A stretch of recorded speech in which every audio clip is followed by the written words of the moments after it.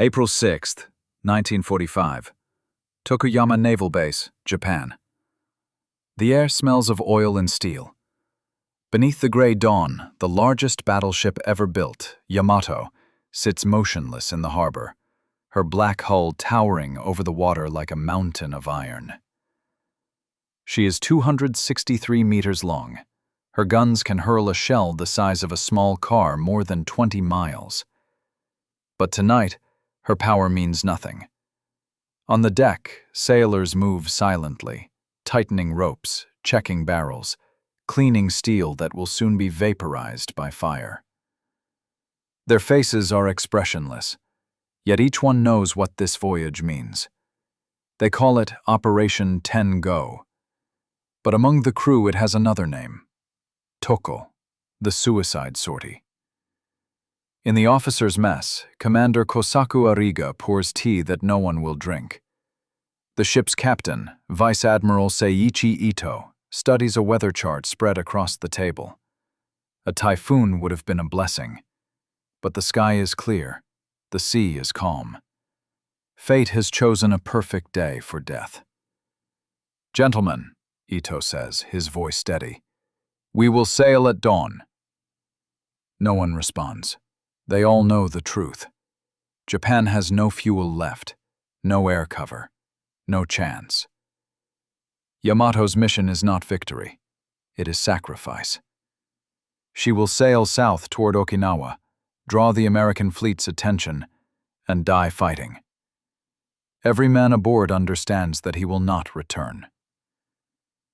Outside, dock workers stand in silence, watching the ship prepare for her final journey. Some bow, others look away. For the people of Japan, Yamato is more than steel. It is a symbol, a dream of invincibility. But now, even symbols must drown. At 6 a.m., the anchor lifts. The harbor shakes as the turbines roar to life. The ship's massive propellers churn the gray water into white foam. The crew stands at attention. No words, only the low hum of engines and the clanging of chains. Slowly, the Yamato begins to move, out of the bay, past the quiet hills of Yamaguchi Prefecture. Fishermen on the shore stop their work to watch the behemoth glide into the mist. Some whisper prayers, some salute. Others simply stare, knowing they are watching a funeral procession. In the radio room, young Ensign Matsuda adjusts his headset. His fingers tremble as he decodes the final transmission from Fleet Command. 3 simple words: honor until end. He writes them down carefully, then folds the message into his pocket. He will carry it with him to the bottom of the sea.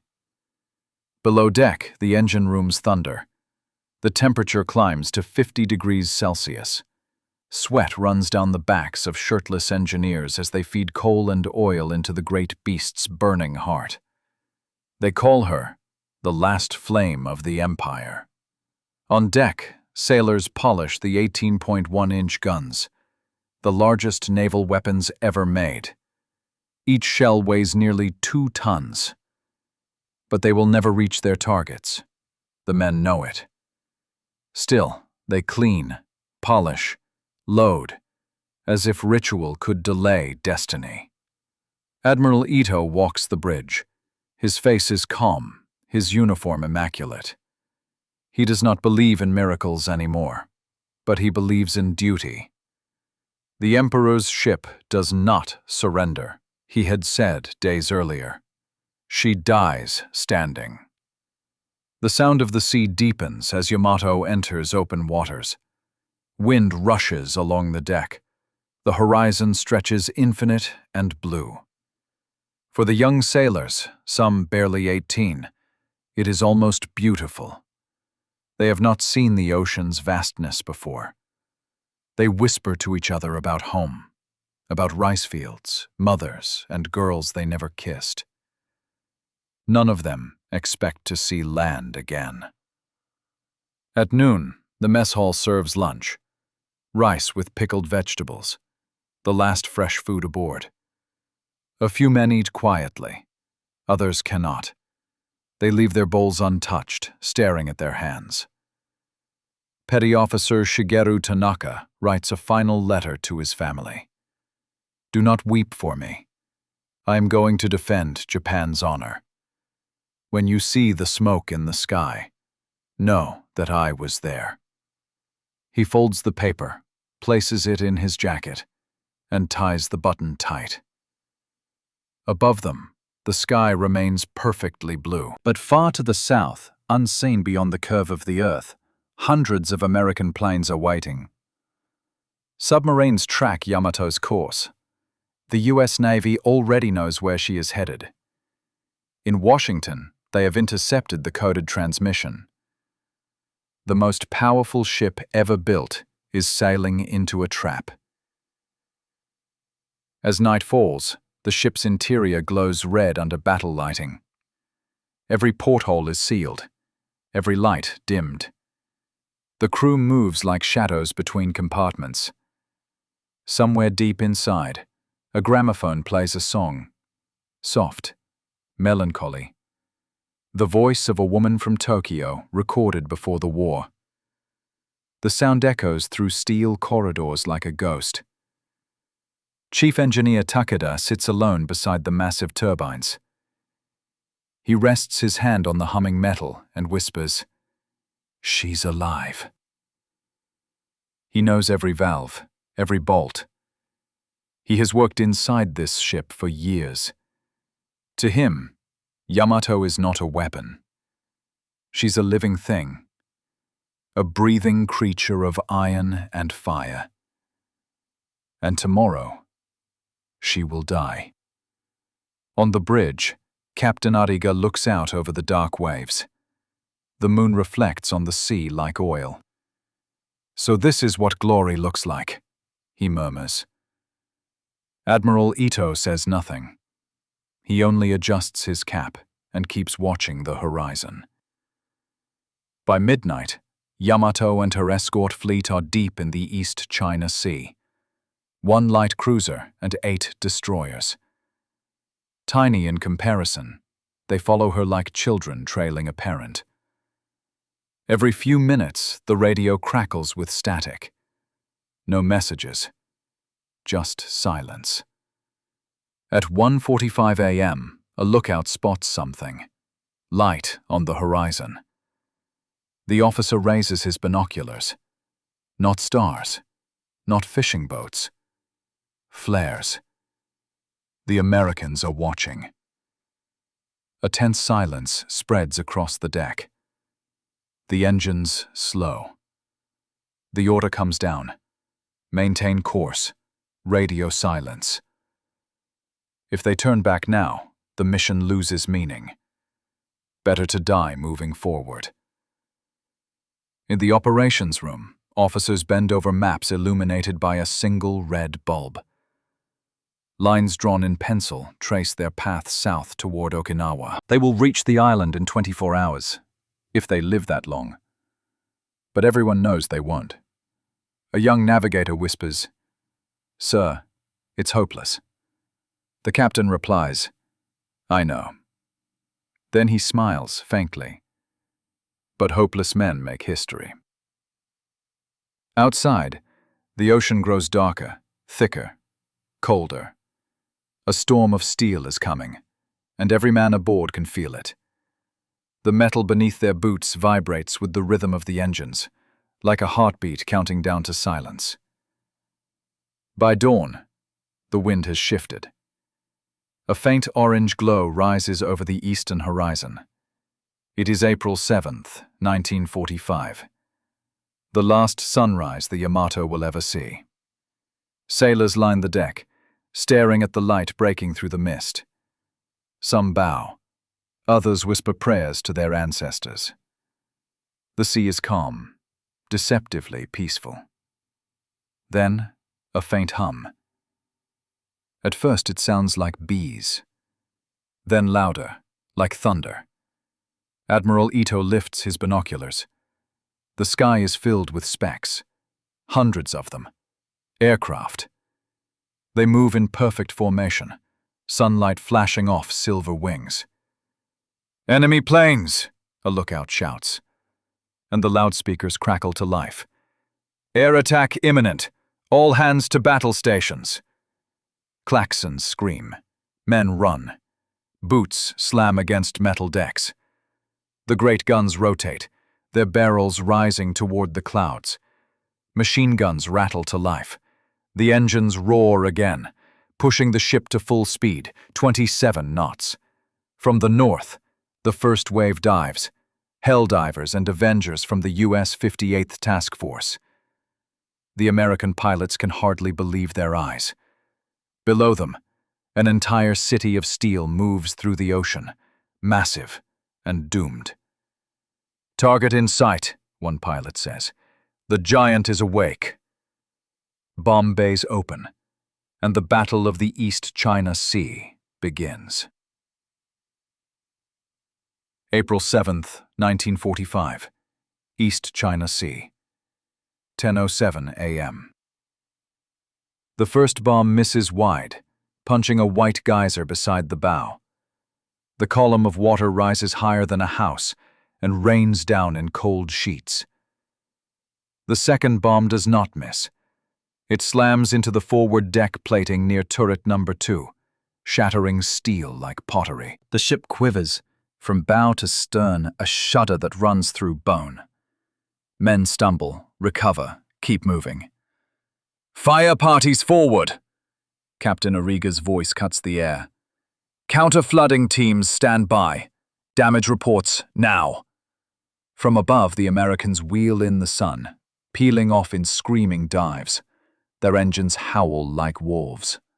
The sky is suddenly a carousel of wings and shadows. Tracers climb to meet them, drawing orange ladders through blue air. Every gun on the battleship is alive. 127mm dual-purpose mounts bark sharp, rhythmic booms. The 25mm mounts chatter in hungry streaks. The giant 18.1-inch turrets elevate, a futile gesture against swarming specks. The ship is a fortress with no roof. "Port side, incoming, low," a lookout cries. 2 torpedo bombers skim the wavetops, their bellies kissing spray. The gunners track, correct, fire. A bright arc of tracers. One plane flares, engine coughing black. It skips once, then plows into the sea, vanishing in a violent blossom. The second opens its bay. A silver cylinder drops, knifing the water. The torpedo's wake draws a chalk line toward the hull. "Hard to starboard, now!" The helmsman spins the wheel. The ship obeys, but slowly, like a cliff deciding to move. Steel groans. The wake swerves. The torpedo passes astern, missing by seconds. "Good helm," Ito says quietly, not taking his eyes from the horizon. Southwest, the light cruiser Yahagi catches a torpedo and shudders to a stop, steam erupting from wounds below her waterline. Destroyers form around her like bodyguards, laying smoke, guns hammering. American aircraft slice through the haze and vanish. A heartbeat later, their silhouettes reappear, black against the sun. On Yamato's starboard quarter, Hamikaze takes a bomb amidships. A flower of orange and black erupts where men were standing a moment earlier. The destroyer bends, as if bowing to an invisible hand, then breaks into white steam as lines and pipes rupture. A second bomb finds her aft. The blast tears through deck and soul. She slows. She burns. "Signal to escorts, hold formation," Ito orders. A petty officer repeats the message, voice steady, hands shaking. The second wave comes in staggered, like a heartbeat out of rhythm. Dive bombers fall from the high sun, silencers of gravity. Torpedo planes rush in low, the sea licking their wheels. A helldiver knuckles down at the bridge. The world narrows to its shriek. At the last instant, the bomb leaves its cradle. It is a black speck for one long beat, then impact. The roof above the chart table lifts and settles, rivets popping like corn. Glass explodes from viewports and scythes across the bridge in glittering knives. Men hit the deck. Someone screams, then clamps a hand over his own mouth. "Bridge intact," the officer of the watch says carefully, blood trickling from his ear. Below decks, damage control parties run through an iron maze. Doors hiss shut. Bulkheads thump as locking dogs go home. Water roars in where steel is split. Hoses roar louder.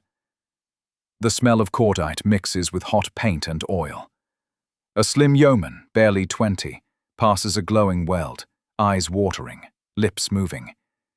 He is reciting his mother's name, syllable by syllable, keeping time with his steps. The engines howling in the deep belly of the ship somehow grow louder. Chief Engineer Takeda checks gauges that shiver in their brass collars and nods. He feels the vibration through the soles of his feet. The giant is both hurt and angry. "Keep her breathing," he says. "She isn't done." Topside, the air is torn.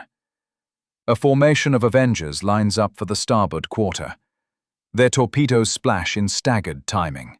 3 white lines of fate converging on one location. The broadside under the massive pagoda mast. "Starboard engines, ahead full. Port, back 2/3, Arrigo orders. The ship cants into a defensive turn, showing less belly to the knives in the sea. 2 torpedoes pass harmlessly astern. The third finds steel. The hit is a punch that doubles the ship over herself. Deep below waterline, plates buckle. Water slams in.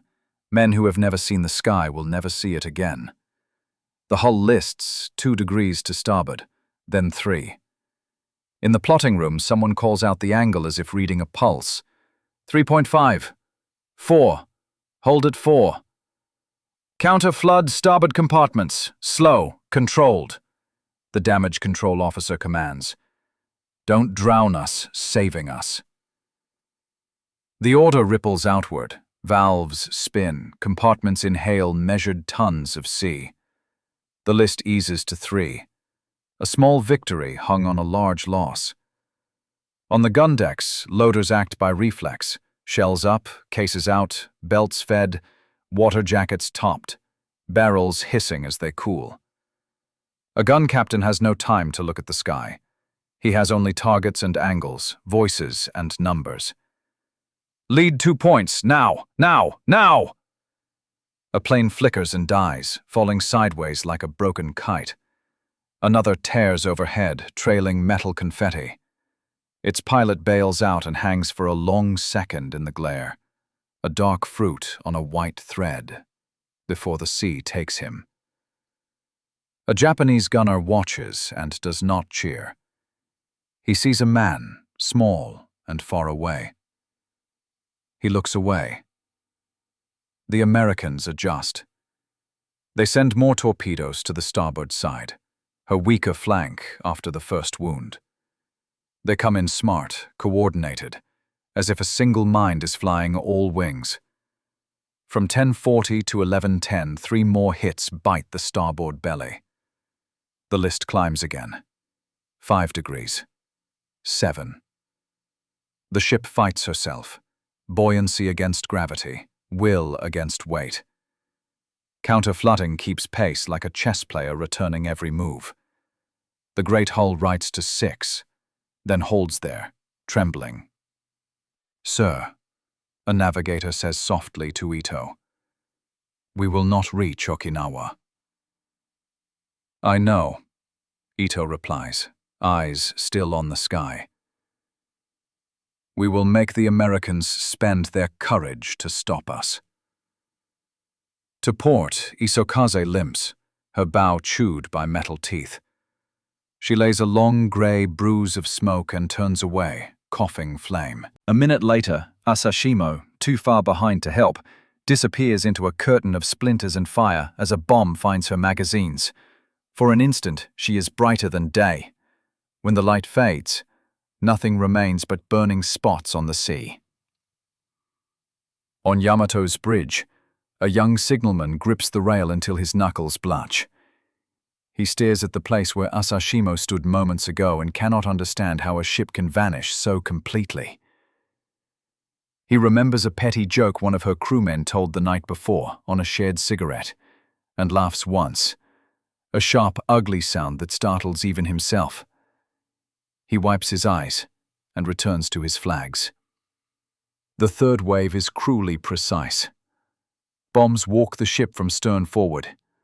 One blast flings men from the 25mm mounts like seeds. Another finds the base of the radar mast, snuffing the electronic eye that had served them through too many empty horizons. On the fantail, a fire catches. Paint bubbles and blisters. Ropes curl into black wire. A sailor spreads foam with a trembling nozzle, the white froth melting into the heat. Another shoulders in and takes his place, the first collapsing to his knees, coughing black. "Fire mains aft are struggling," a damage report says.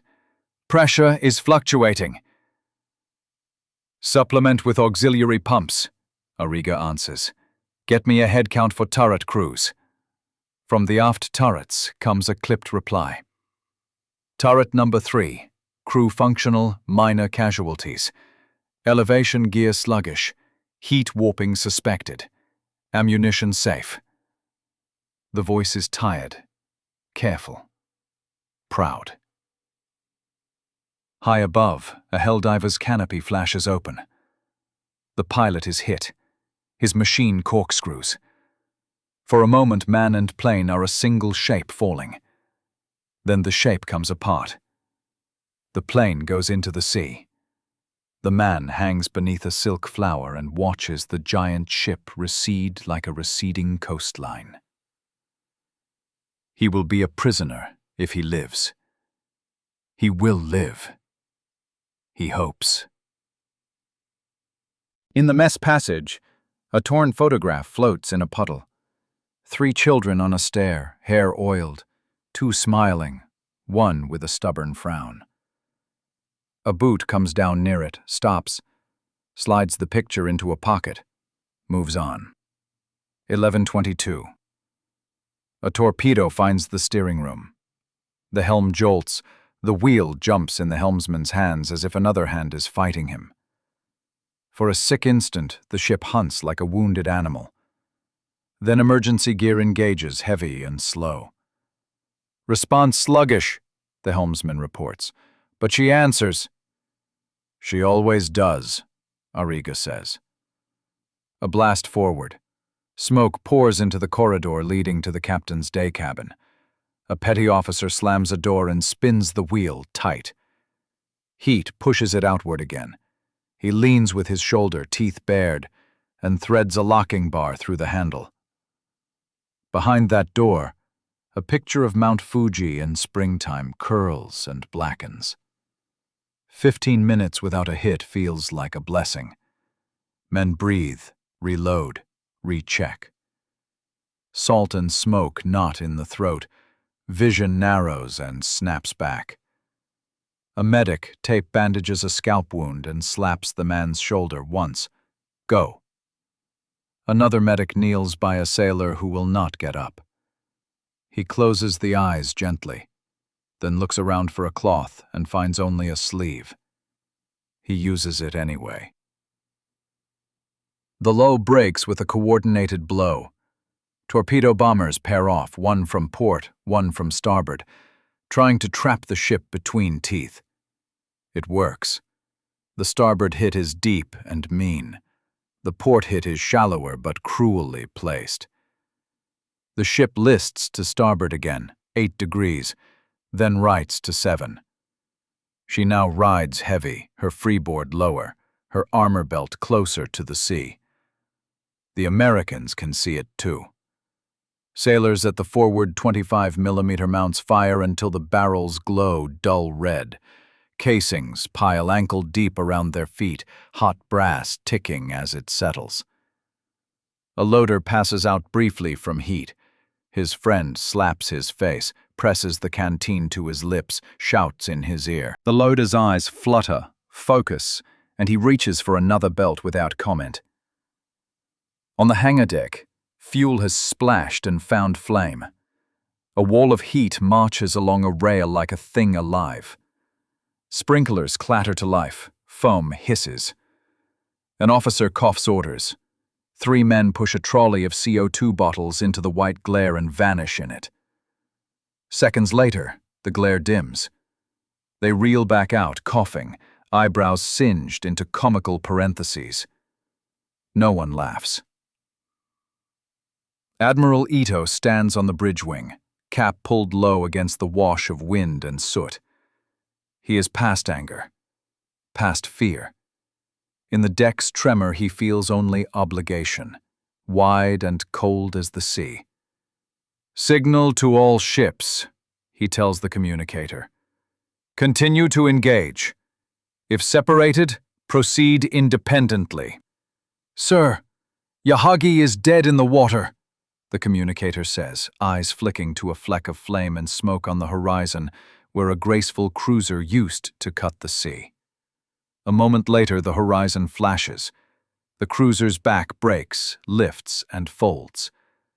The sea closes over bright pieces that float like confetti and then go dark. "Record her position," Ito says. "Honor her course." Noon approaches. The sun is high and merciless, painting every smoke column in stark relief. The sea is a chessboard with too many fallen pieces.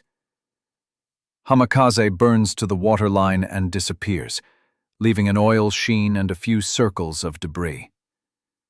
Isokaze tries to tow a survivor, then takes a hit that shortens her by a third. She suffers, then surrenders to the angle, and slips, bow first, stern high and frantic, screws still whirring as if work could postpone drowning. Inside Yamato, the list is now the first thing a man notices when he stands. Rooms are tilted, tables a little wrong, footsteps adjusting to a floor that wants to slide out from under them. In the forward magazine, safety officers run hot hands over shells the size of cattle, feeling for temperature rises that would mean doom. They say the same words they have said every hour for years. Stable, stable, stable. They are not lying. 12:05. A bomb enters near the base of turret number 1, savaging nerves more than steel. The Iron Mountain does not flinch, but men do. Someone whispers a prayer. Someone curses the wind. Someone giggles once, high and thin, and stops. The gunnery officer calls elevation. 040, battery 3, fire! The big turrets speak. Not to planes, but to a horizon point where an American destroyer has edged forward, testing range. Water leaps tall along her flank. She shears away, reconsidering. The shock of those main guns, the old language of sea duels, still reverberates in ribs and rivets. The men of Yamato feel suddenly that they are again what they were built to be. The feeling lasts a heartbeat. Another bomb takes it away. To port, a young sailor looks down and sees the sea close, too close, rushing like a river past a scupper that is suddenly mouth-high. He touches the steel with his palm as if to steady it, and feels the ship's pulse, a deep thrumming, slower now, but stubborn.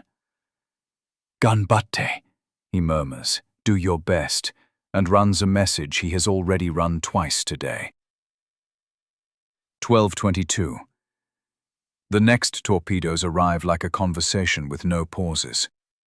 2 strike within 20 seconds of each other, both starboard, both aft. The stern lifts and slams as if the sea has decided to punch back. The list leaps to 10. Counterflooding swings like a pendulum to port, Numbers crackle, valves scream. 9 degrees. 8.5. Hold. Chief Takeda, the intercom barks. What's our speed? Dropping. 23. 21. She fights to keep 20, he answers. He wipes his face with a rag that was white once. Keep 20, Ariga says. So long as we have 20, we are not prey, we are quarry. He half smiles at his own stubbornness and turns to the bridge windows, streaked with salt and smoke. Beyond them, the world is all glare and shadow and movement. The attackers shift tactics. They begin to pick at the anti-aircraft emplacements, silencing eyes and hands that sting them on every approach. One 127mm mount blooms in a sudden orange flower. When the petals fall away, the mount has become a black stump, and the men who tended it are gone. On the open platform of a 25mm triple mount, a gunner has tied a handkerchief over his mouth to keep out the smoke. He fires with mechanical calm, traversing, elevating, feeding. The rhythm so ingrained that he does not notice when shrapnel draws a red line across his shoulder. His loader notices, slaps a bandage in place without ceremony, and the barrels keep their hammer song. On the starboard boat deck, where a fire has found a comfortable home, a junior officer leads a line forward with a nozzle the size of a child's torso. The foam blossoms again, draping burning steel like winter across branches. The flame withdraws, sulks, then leaps sideways and catches a coil of rope. The officer swears with exhausted courtesy and chases it there. He will run out of breath before the sea runs out of wind. He knows this, and fights anyway. High in the lattice of the pagoda mast, a spotter clings to a railing sticky with soot, binoculars up. He tracks a new wave appearing as dots, growing into swallows, into hawks, into machines with faces. He calls headings and altitudes until his voice is a rasp. When the strap of his binoculars snaps, he nearly follows it over the rail. He laughs once, surprised at his own clumsiness. He ties the strap to the railing with a sailor's knot and keeps watching. 12:40. A calm spreads that is not peace, more like the breath before the next blow. Men use it like misers. Water. A bite of rice turned to paste in a dry mouth. A letter folded one more time. A glance at the sea that used to be a friend. Admiral Ito turns to Captain Ariga. If the moment comes, he says, quiet enough that only the nearest two men hear, we scuttle rather than surrender. Ariga nods once. The Emperor's ship does not strike her colors. A signalman nearby who did not mean to hear pretends he did not hear. He looks down at his flags, the bright colors dulled by smoke, and checks that they are in the correct order. Red, white, black, blue. He mouths the names like a prayer. Far to the north, thunder speaks without clouds. Another wave forms up. Their shadows cross the sea in long blades. Helmets glint. The radios in their cockpits are a chorus. One voice leads, others answer. Code words that sound like the names of birds. The lookout's cry is almost unnecessary. Everyone feels it. The air shifts. The heat becomes a new kind of heat. All hands, the PA says, strong and even, the same voice that announced mess times for years. Stand to your stations. The enemy returns. The ship answers in her way. A deeper hum. A stubborn angle. 1,000 small human movements that add up to will. And then the sky opens again. April 7th, 1945, 12:44 p.m. The sea boils beneath a screaming sky. The third hour of battle begins. Yamato is wounded, listing, yet still moving. Her guns are black with soot. Her decks are cratered and slick. Men stand where men have fallen because there are no replacements left. The next wave of American planes comes in from every compass point. Hellcats, Avengers, Helldivers. Over 300 aircraft turn the air into a single roar, a sound so dense it feels solid. Prepare for torpedo attack, both sides. The order flashes through steel and sweat. From the bridge, Ariga watches the horizon dissolve into wings. Ito stands beside him, silent. His white gloves are gray with ash. A Helldiver drops straight toward them, sunlight flashing off its canopy. The gunners track, firing blind into glare. The plane releases at 1,000 feet. The bomb falls almost lazily before punching through the main deck, just behind the fore turret. A second later, the forward engine room blooms into orange. The shock knocks men flat.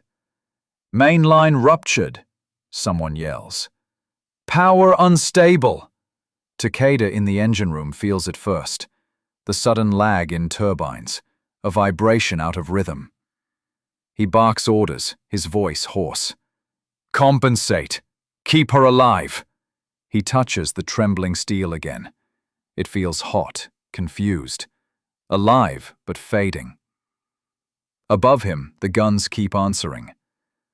The last functional 127mm mounts belch smoke. The 25mm crews fire in short, desperate bursts, conserving ammunition. Shell casings roll like coins over tilted decks. At 12:56, 4 torpedoes strike within 1 minute. 2 on the starboard midsection, 2 aft. The hits are deep, blunt, final. Water surges in, unhurried and unstoppable. The list climbs past 15 degrees. Tools and bodies slide toward the lower bulkheads. "Counterflood port! Everything you've got!" The pumps scream. Valves spin. For a few seconds, the angle slows at 17, then settles back at 19. "Helm sluggish. She won't answer." "It's gone, sir," the helmsman whispers. The rudder's jammed. The great ship continues turning, uncommanded, describing a slow, sad spiral across the sea. Outside, destroyers try to cover her retreat, but they are shadows now, burning, broken. The ocean around Yamato is littered with flame, oil, and human cries. The next bombs strike the superstructure. The bridge shatters. Shards of glass cut through maps and flesh alike. The communications officer dies at his post, hand still on the microphone. Ariga pulls Ito to the deck as the world explodes around them. "Admiral!" Ito nods once, wipes blood from his cheek, stands again. Signal. All ships. Abandon formation. His voice is quiet, but it carries. At 1:02 p.m., Yamato's main forward turret fires one last time. The shell arcs high, trailing smoke, and lands somewhere in the distant haze. No one sees where. The recoil shakes the ship like a heartbeat. Then the big guns fall silent forever. The next torpedo hits beneath the number 2 turret. The explosion lifts a section of deck. A roar like thunder trapped in a drum rolls through every corridor. Bulkheads give way. The list jumps to 25 degrees. Men slide across floors slick with oil and water. Below, Takeda feels the deck tilt under his boots. He looks at his crew, faces black with soot, and says quietly, "Stop fighting the water. Prepare to secure the engines." No one argues. They know what that means. They shut the valves with care, as if tucking a child to sleep.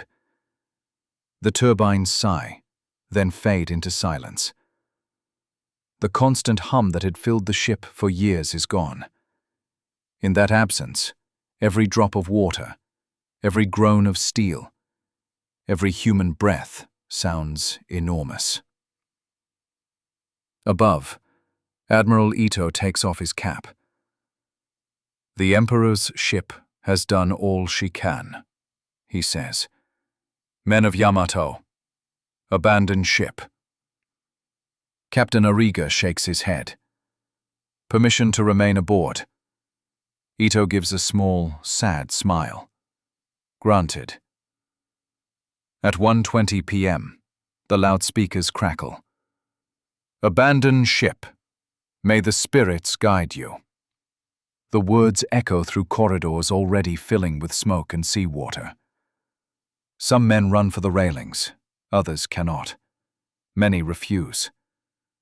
They gather on deck near the aft flagstaff, standing at attention even as the deck angles beneath their feet. They sing softly, Kimigayo, the national anthem, voices thin against the wind. The sea climbs higher on the starboard side. The list is now 30 degrees, then 35. The ship is dying in slow motion. The massive pagoda mast leans like a tower of paper about to fall.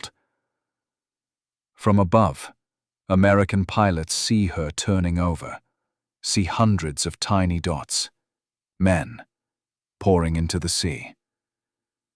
Radio chatter crackles. "She's going over. Repeat, the big one's rolling." At 1:33 p.m., a final torpedo strikes near the aft magazines. For a few seconds, nothing happens. Then a deep internal moan rises from within the hull, the sound of trapped air and cracking frames. Takeda, waist deep in water, looks up toward the overhead. He hears the sound and understands. "Magazines," he whispers. "She's going to blow." He closes his eyes and lays a hand on the engine casing one last time. "Thank you," he says softly. Above, Ariga grips the rail near the bridge wing. He does not move. "It's an honor," he whispers to no one. At 2:03 p.m., the magazines ignite. A white sphere of fire bursts from the ship's center, swallowing everything in an instant. The blast lifts Yamato out of the water, breaks her back, and turns day into second sun brightness. The sound rolls across the sea for miles. American pilots cover their eyes even through goggles. When the light fades, nothing remains upright. The great ship is gone, replaced by a boiling crater of steam, flame, and twisted metal. Waves rush in to claim what is left. Fragments rain down, steel, wood, cloth, human. The sky smells of burning paint and salt. A mushroom-shaped cloud rises 7,000 feet, visible from the shores of Kyushu. Of her crew of over 3,000, fewer than 300 will survive. As the sea closes, bits of debris float for a moment. Shattered planks, an upturned lifeboat, a torn flag still clinging to its pole. The wind flattens it, once, twice, then lets it sink. The waves roll over the place where the pride of Japan had stood. In minutes, the surface is calm again. Only the oil slick spreads outward, like an unspoken memory. Far above, an American pilot radios home. "Target destroyed. Largest ship in history sunk. Returning to base." He sounds neither triumphant nor relieved. Only tired. The ocean exhales a long sigh. The largest battleship ever built has returned to the element that birthed it. April 7th, 1945, 2:10 p.m. The ocean burns. Where the pride of Japan had stood, there is only boiling water and the drifting skeletons of steel. The blast has stripped the sea bare of sound for a moment, as if the world itself forgot to breathe. Then, slowly, the noises return. Hissing steam, snapping flames, the soft, pitiful cries of men scattered across miles of grey waves. Hundreds of sailors float in oil-thick water, clinging to pieces of wreckage, their white uniforms turned black with soot. Some are silent. Others call out for shipmates who will never answer. The heat from the explosion still lingers on the surface. The air smells of cordite and blood. Lieutenant Matsuda, the radio officer, finds himself gripping a plank no larger than a door. His ears ring with the memory of 1,000 explosions compressed into one. He cannot tell if he is alive or dreaming. Around him, the sea rolls lazily, indifferent, carrying bodies that rise and fall with each wave, like forgotten prayers. To the west, a destroyer, Fuyutsuki, moves cautiously toward the debris field, her hull pocked and smoking. Her captain orders the engines to half speed. The water is filled with oil fires. The sky still rains fragments. Sailors line the rails with boathooks, scanning the sea for movement. "Man alive off the port bow!" someone shouts. They lower ropes, throw nets. Hands reach out, black with grease, slick with fuel. Some are caught and pulled aboard. Others slip back into the sea, too weak to hold on. Each survivor carries the same haunted stare. One whispers, "Yamato. She is gone." No one answers. The truth floats all around them. Aboard Fuyutsuki, medics wrap burns, pour water onto blistered skin. One man's face is half white from salt, half black from fire. Another sits wordless, holding a piece of twisted steel as if it were an old friend. The medics work in silence. They have no morphine left. In the distance, patches of flame drift on the current like funeral lanterns. Beneath the surface, Yamato's wreck still glows faintly, her broken hull collapsing inward as trapped air escapes in slow, mournful bubbles. The ocean swallows her whole, meter by meter. By 3 p.m., the last American planes circle the wreck one final time. They see no threat left to destroy, only scattered debris and specks of men. The radio chatter is subdued. One pilot mutters, "That was no battle. That was execution." His wingman replies, "It was war." Neither sounds convinced. As the bombers turn north toward Okinawa, silence settles again over the sea. The sky, now empty, feels impossibly wide. The waves slap gently against floating wreckage, doors, helmets, an entire gun barrel sheared off at its base. Among them drifts a single lifebuoy, painted in fading kanji. Yamato. Hours pass. The oil slick stretches for miles, an unbroken stain marking where the ship had stood. The survivors cling to whatever floats, shivering as the heat leaves the day. Sharks begin to appear, drawn by the smell of blood and metal. The men whisper prayers, calling on ancestors, gods, anyone who might still be listening.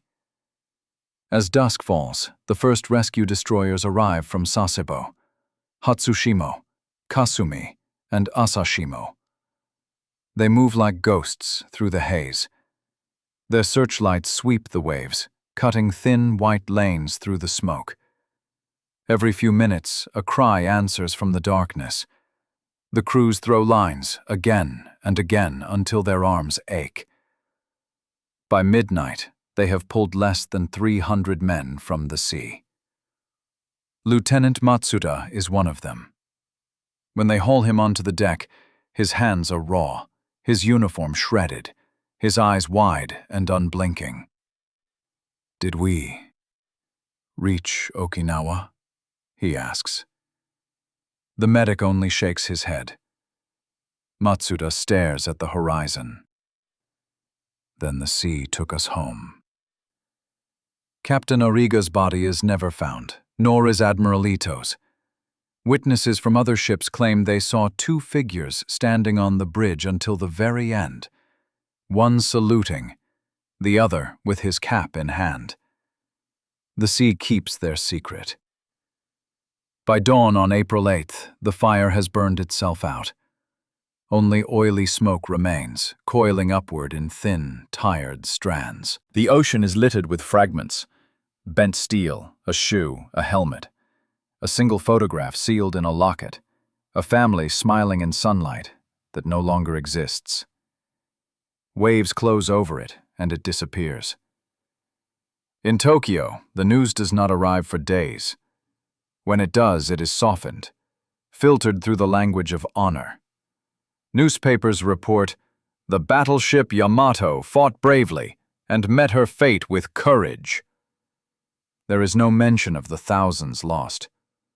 No photograph of the Black Sea. For the families of the crew, there are no bodies to bury, only the emptiness of the sea. Mothers hang photographs on home altars. Wives bow before incense. Children ask when their fathers will return. The answer is always the same silence that follows every war. On the American side, the victory is total but hollow. Pilots who had circled over the wreck remember the sight for the rest of their lives. The world's largest ship turning over, the sea erupting beneath her, the sky lit like dawn. Some speak of pride. Most do not. One writes in his diary, "She was too big to save, too proud to run, too beautiful to hate." The wreck of Yamato settles slowly onto the seabed, 200 meters below the surface. Her bow points north, as if still searching for home. Fish drift through open hatches. Coral grows along the barrels of her great guns. Time erases her edges. Steel becomes bone. Bone becomes silt. Years later, in 1985, a Japanese research submersible locates the wreck. The cameras reveal a world frozen in silence. The pagoda mast collapsed. The decks split. The giant hull resting like a sleeping whale. The sea has turned her scars into shadows. One of the researchers, an old man, weeps as he watches the monitor. "She was our pride," he says quietly. "Now she rests." Back on the surface, the sun breaks the waves in golden ripples. The sea is calm again, as it was before men filled it with fire. August 15th, 1945. Tokyo, noon. The air stands still over a city that no longer sleeps. From the shattered rooftops to the burned streets, people pause as the crackling voice of Emperor Hirohito drifts from every radio in Japan. The war situation has developed not necessarily to Japan's advantage. Men remove their caps. Women bow their heads. Children clutch their mothers' hands. For the first time in 2,000 years, Japan hears the voice of its emperor. And in it, defeat. Far away, under the East China Sea, Yamato lies silent. The sound does not reach her. Nothing ever will again. But above her grave, the same waves roll that carried her to war. Fishermen crossing those waters say their compasses twitch when they pass that place. They lower their voices. Some toss rice into the sea and whisper, Rest well, brothers. The empire that built Yamato collapses within weeks. Cities crumble. Soldiers return home on crutches, or not at all. Factories that once forged guns now melt them down for pots and rails. The great dream of steel is over. Yet in the ashes, the ship's name endures. It passes from soldier to child, from rumor to legend. The Yamato becomes not just a battleship, but an idea, a symbol of both pride and tragedy, of beauty and futility. In a small village near Hiroshima, a boy sits by a river with his grandfather, a former naval engineer. The old man carves the outline of a ship into the sand with his cane. She was the largest thing ever made by human hands, he says. Then why did she sink? The boy asks. Because sometimes, the old man replies, we build things too big for the world to hold. The boy nods, not understanding yet, but remembering the words. 1954, 10 years later. The ruins of war have turned into stories. Japan is rebuilding. Factories hum again. Streets fill with bicycles. Laughter returns cautiously to the air. But the shadow of the sea remains. In movie theaters, a new kind of giant appears. A monster, born from radiation, woken by the bombs that ended the war. Its name is Gojira. Godzilla. Children cheer. Adults watch in silence. They know it is more than fiction. They know it is Yamato reborn. Steel and power turned against the hand that made it. Artists paint the ship not as a weapon, but as a ghost. Drifting beneath calm seas, her decks empty, her guns silent, her flag waving beneath the water. Writers call her the Shrine of 3,000 Souls. Historians argue whether she was a masterpiece or a mistake. But for the people who lived through the war, she is both. In 1974, a television documentary airs in Japan, The Last Voyage of the Battleship Yamato. Black and white footage plays, the launch, the harbor crowds, the crew saluting as the ship leaves port. Then the narrator's voice. They said she was unsinkable, but pride is heavier than armor. Across the country, men who once wore navy blue sit before their televisions, tears running down faces lined by decades. A few survivors appear on screen. I was 19, one says. I remember the sky turning white. I remember falling. When I came up, there was no more ship, just fire. He stares off camera. I still hear her engines sometimes, when I sleep. 1985. The Return. A Japanese research vessel, Kuroshio Maru, lowers a camera into the depths. It takes 2 hours to reach the seabed. The monitors glow in the darkened control room. At first, nothing but mud and shadow. Then, metal. A curved hull half buried in silt. The camera pans upward, and the outline becomes unmistakable. A pagoda mast collapsed on its side, massive gun barrels stretching into darkness. Yamato, whispers one of the researchers. The word itself seems to lower the temperature of the room. They spend days mapping the wreck. One diver writes in his log, "The ship looks asleep, as if waiting for orders that will never come." Another refuses to go back down after his first dive. I heard voices, he says. Maybe it was just the radio. Maybe not. The footage, when released, shocks the nation. Millions watch as the cameras reveal a graveyard of steel 200 meters below the sea. There are no bones, only helmets, shoes, and twisted railings. Each piece a sentence in an unfinished story. Schools add Yamato to history lessons, not as a weapon, but as a warning. Teachers tell students, this was the cost of pride.